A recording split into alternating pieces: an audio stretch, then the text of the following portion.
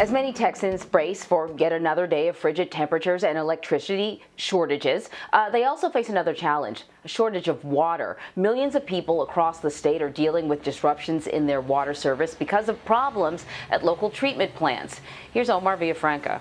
We walked in and about 2/3 of the ceiling was collapsed. There was sheetrock all over the floor and water was just gushing in. Joel Burns didn't have power, but he had flowing water in all the wrong places. It's disheartening. This week, Burns says he reached out to 14 different restoration companies for help with repairs, like busted pipes and damaged drywall. All 14 companies declined because they were not available or the job was too big. Do you think that your insurance company is going to be able to treat you one of probably a million other cases? I think ultimately yes, but it's not going to be fast. We're going to be dealing with this for probably over a year. And insurance will not cover everything. It'll cost us thousands. I mean, already we've just in the, supplies and stuff to clean this up, we're into many hundreds. Governor Greg Abbott has asked President Biden to declare a major disaster declaration. If granted, this will give Texans the ability to apply for individual assistance from FEMA. That individual assistance will assist them with funding to restore damage to their homes. But repairs aren't the only financial burden Texans are now facing. Are you worried about what your next electric bill is going to look like? I'm happy because our rate's locked in, but the nature of deregulation is some people have fluctuating rates, and theirs are going to go up. Most residents enter into one of two types of contracts with energy providers, a higher fixed rate or variable. Variable meaning customers take the chance and can pay low rates when demand is low and higher rates when demand rises. Houston resident Megan O'Neill paid over $2,000 in 2 days. Her February bill is now more than $3,000. It's like, okay, do I feed my family or do I run the heat? Which one do I do? Joshua Rhodes, an energy expert at the University of Texas, explains that those with fixed rates could also pay more in the future. That effect will take later as, utilities and the like assess, how much money that they need to recoup. Eventually, the customer always pays, kind of at the end of this. So for more on this, I want to bring in Dr. Joshua D. Rhodes, research associate at the University of Texas at Austin. Dr. Rhodes, you are Texas is sort of really proud of its ability to be a good energy producer. So this has left a lot of people asking questions. And when I was first hearing about the failure, I was thinking of it as a domino effect, that one thing led to another thing, led to another thing. But now, as we're learning more about what went wrong, forgive the pun, it seems like a perfect storm, that all the weaknesses that were already in place basically sort of fell apart simultaneously. How do you see it? What happened to the power grid? Sure. So, I think we need to start. So we design systems like the power grid to meet certain demands, to meet certain peaks. And in Texas, we generally design that for hot summer afternoons. That's when our system shines. That's when most of the excitement in the grid is when everyone wants air conditioning. The difference between then and now is that there's also a lot of demand for other fuels like natural gas. And so homes are wanting natural gas for heating, and power plants are wanting natural gas to make the electricity that homes are also demanding. And both of those grids couldn't come together and deliver all of the energy that, Texans were demanding at the time. But on top of that, we had some supply issues with getting some natural gas from wells to the actual power plants themselves. And this is just more demand than we've seen at one time, across the entire state ever. I've never seen all 254 counties of Texas under a winter storm warning at the exact same time. So Texas has its own power grid, which I think all of America sort of learned, with the exception of Texas, learned this week. I'm wondering, though, whether or not you think deregulation was a factor here.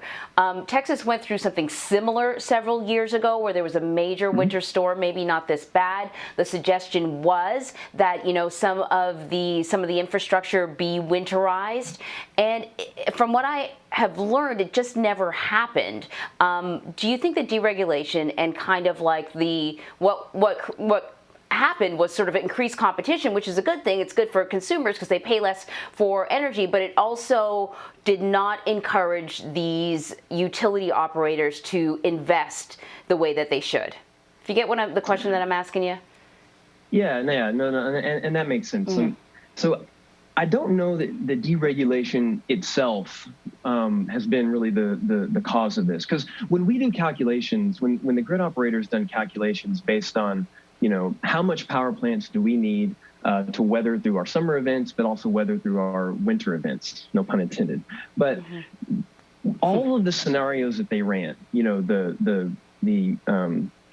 of the average scenario, the worst case scenario, they all showed us being able to meet those peaks and be fine. Now, obviously, those scenarios and those forecasts were wrong. But I don't know that if we had been a regulated entity, if we had been a top-down entity, one company owns all of the power plants, the transmission lines, and they're the ones you pay your bill to, I don't know that they would have done planning any better. I mean, it's because we don't plan for fail-safes really in any of our infrastructure, because it would just be too expensive to do that type of thing. So there's some level of risk we accept, but maybe Texas needs to have a conversation about, should we be planning for more since we've actually seen it now? Yeah, I actually think that's a conversation that might have to happen across the country when it comes to utilities and being prepared for these major weather events. Because, I mean, we say it every year, this was going to be the storm of the century, but actually this is the third storm like this that we've seen. Like, we're seeing more intense weather. And so I guess my next question for you is, what happens moving forward for the state of Texas? How do you prevent this from happening? Is it just a matter of looking at your worst case scenario and thinking even worse than that and then preparing for it?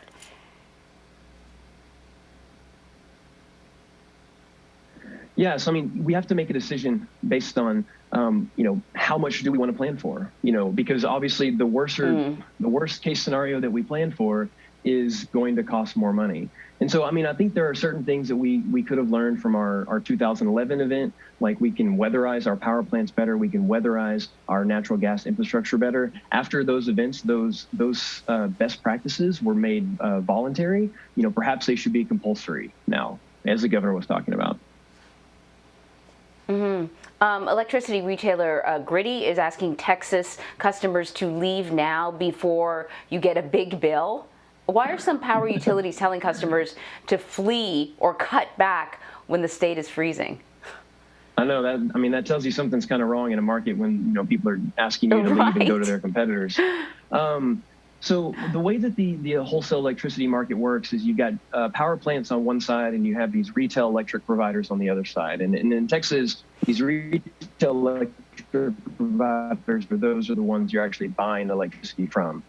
And if retail electric providers might be selling electricity to consumers for, say, something like 10 cents. But the past few days, they've had to buy that electricity in the wholesale energy market for something around $9 a kilowatt hour. And so the difference between those two is massive.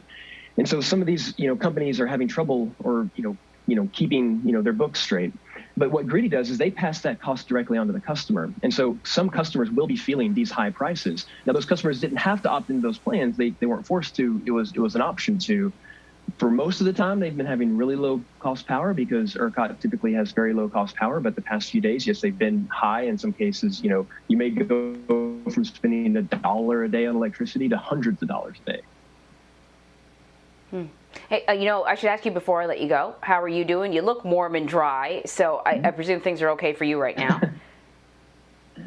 They were. We lost power for a couple days, and it got close to almost into the 40s inside the house, which is pretty rough. But we're making it through, trying to keep things as cool as we can to try to share the energy and get the most people connected back to the grid as we can.